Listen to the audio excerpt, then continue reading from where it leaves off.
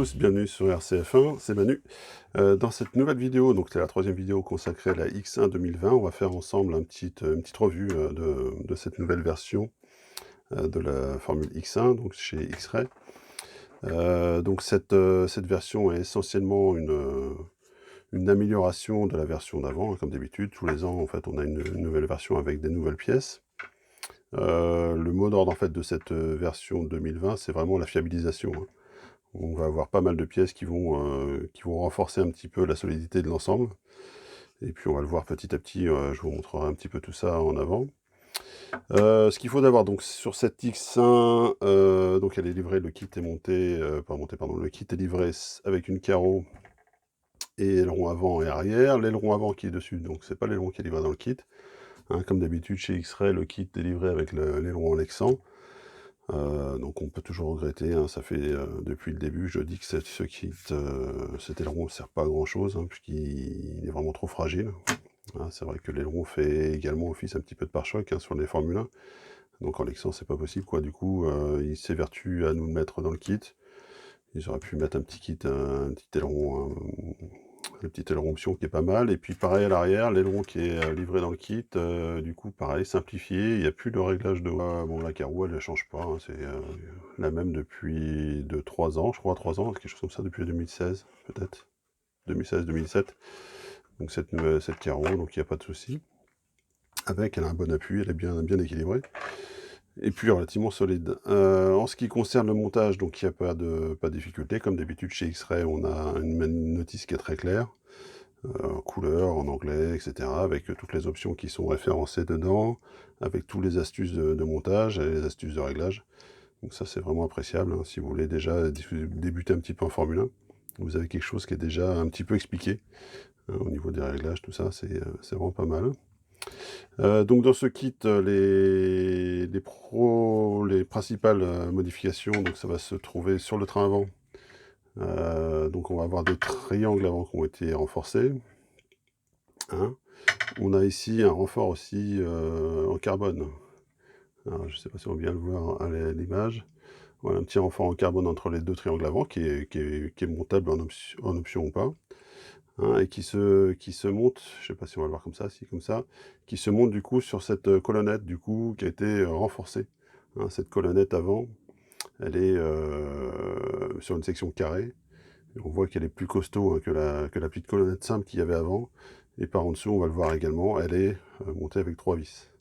Hein, donc quelque chose qui bougera beaucoup moins. Donc le train avant, on l'avait dit, c'est à peu près le même que la version d'avant. Hein, donc avec toujours la barre anti-roulis, on a toujours les réglages de chasse et de carrossage, hein, sur la platine ici, donc avec des inserts, hein, qui sont des différentes sections.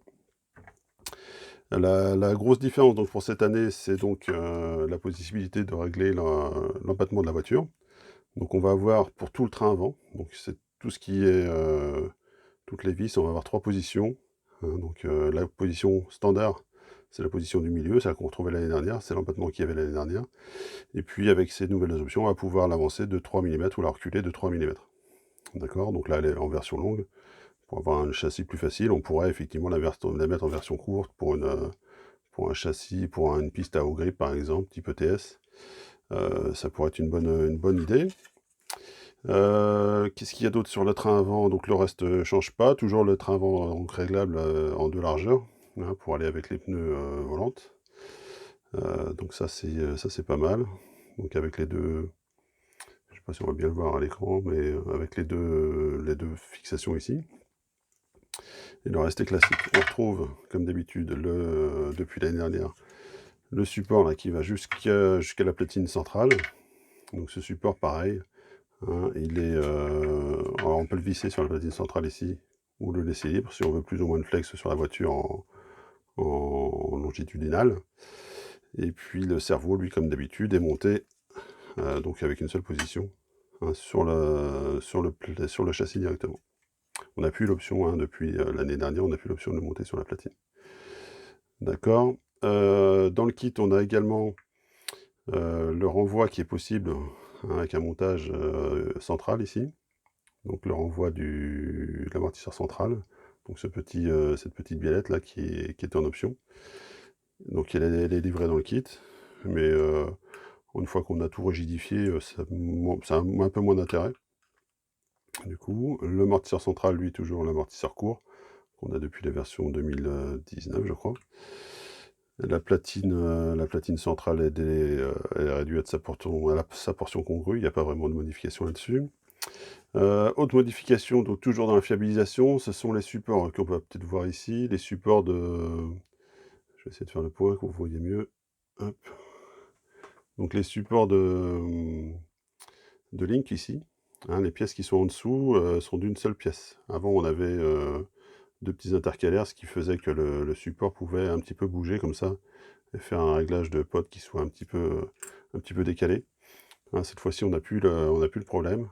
Les lignes qui sont vraiment fixes, du coup, il n'y a pas de problème. Et puis le support, il a un petit bitonio au milieu pour bien le centrer. Comme ça, on ne peut pas se tromper pour le montage.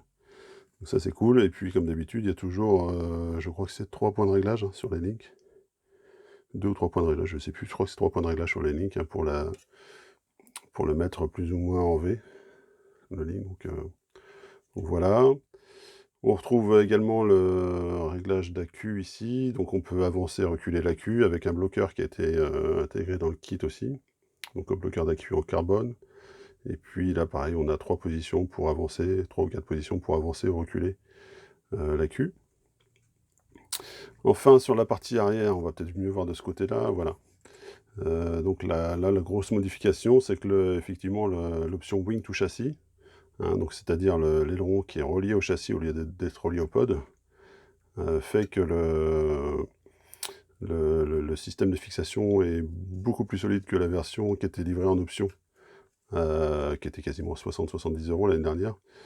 Là, il est livré dans le kit, donc le kit a un petit peu augmenté de prix, mais avec cette option, du coup, ça vaut largement l'augmentation.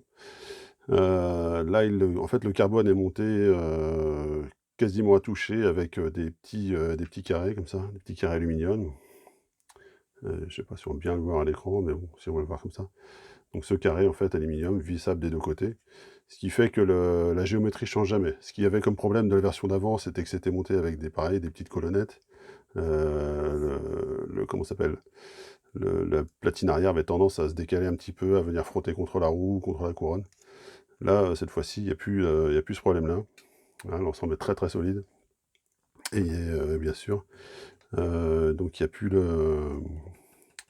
ce problème de fixation, ou de vissage, ça pouvait se desserrer, bref, ça bougeait pas mal. Ensuite, à l'arrière, donc classique, on retrouve le même pod enfin pas tout à fait le même pod, mais la même conception que l'année dernière, le même axe. Ce qui va changer, donc, ça va être la fixation du coup de la partie arrière, là. Donc quand on monte le wing to châssis, effectivement, l'aileron est monté, on a plusieurs réglages, hein, comme d'habitude, de hauteur d'aileron, ici. Mais ce qui est pas mal aussi, c'est que du coup, le pod, il est un peu plus court, et il ressort hein, pas mal derrière, ce qu'on n'avait pas avant. Et donc on pourra monter également l'aileron sur le pod aussi, également à l'arrière. D'accord? Donc ce qui nous donne, bon, en termes de pilotage et compagnie, ça ne change pas énormément. Le wing to châssis, lui, il a un vrai effet stabilisateur sur la voiture. On en parle un petit peu pendant les essais. Mais du coup, c'est une pièce qui marche très bien en intérieur comme en extérieur. Alors plus il y a d'appui, mieux ça marche. Hein. Donc en extérieur, ça marchera vraiment beaucoup mieux qu'en intérieur. En intérieur, il n'y a pas vraiment de gain. Mais bon, il n'y a pas de perte non plus, donc vous pouvez le laisser quasiment tout le temps. C'est vraiment une option qui marche pas mal. Voilà ce qu'on pouvait dire à peu près sur le montage. Le reste, c'est à peu près identique aux versions précédentes. Hein. Il n'y a pas de difficulté au montage, que ce soit au niveau des biellettes, des réglages, etc. Le reste, ça monte plutôt bien. Maintenant, on va parler un petit peu essai et réglage de cette X1. Donc, comme d'habitude, moi, je pars souvent du setup de boîte pour faire mes essais. Le setup de boîte est relativement facile, mais moi, du coup, j'ai préféré monter, comme je l'avais dit, en empattement long, hein, pour avoir une voiture encore plus facile, parce que le grip qu'on a dans notre salle sur une moquette moyenne, enfin avec un grip moyen. C'est pas toujours évident, donc avec un peu plus d'empattement, on gagne en stabilité. Pareil, le Wing2 châssis, ça gagne vraiment en stabilité. Qu'est-ce qu'il y a d'autre que j'ai pu faire dessus? Pas grand-chose, hein, à part changer les longs avant. Le reste du setup est pas mal. J'ai pareil durci un petit peu les dampers latéraux comme d'habitude. Je mets plutôt 30 000 que 10 000 comme précisé dans le kit. Par contre l'amortisseur central il reste avec l'huile du kit, là il n'y a pas de souci, couronne, etc. Tout ça, ça bouge pas. On a bien sûr l'option de mettre le diff à pignon, hein, donc il n'y a pas de souci, pareil avec le Wing2 châssis, il y a vraiment la place ici. Hein, tout est prévu pour mettre le diff à pignon, il n'y a pas de frottement, il n'y a rien du tout. Donc ça c'est cool. Qu'est-ce qu'on peut dire d'autre au niveau des réglages? Ah oui, sur le montage du Wing2 châssis, là, on a 2 positions pour les dampers latéraux. Franchement, j'ai testé les deux, je vois aucune différence, moi, au pilotage. Alors peut-être qu'il y en a une, moi je ne l'ai pas ressenti. Voilà ce qu'on pouvait dire au niveau des setups. Et puis au niveau de la position de la queue, je roule un petit peu avancé, mais pas au max. Donc ça pareil. C'est à voir suivant votre feeling avec la voiture. Donc comme d'hab sur X-Ray, la voiture est très stable, hein, avec le setup de boîte. Elle manque des fois un petit peu d'avant, hein, donc c'est un réglage. Je sais qu'il y en a qui par exemple enlèvent la barre en tiroli pour avoir un petit peu plus d'entrée de virage, un peu plus de grip à l'entrée de virage, bon ce genre de choses. C'est à voir. On pourrait également réduire la voie devant aussi, pour avoir un petit peu plus d'avant. Donc suivant ce que vous utilisez comme pneu et le grip de la piste sur laquelle vous roulez. Ce sera des différentes options que vous pourrez tester. Donc ce que je vous propose, c'est de regarder un petit peu en vidéo ce que ça donne au roulage, et on se retrouve après.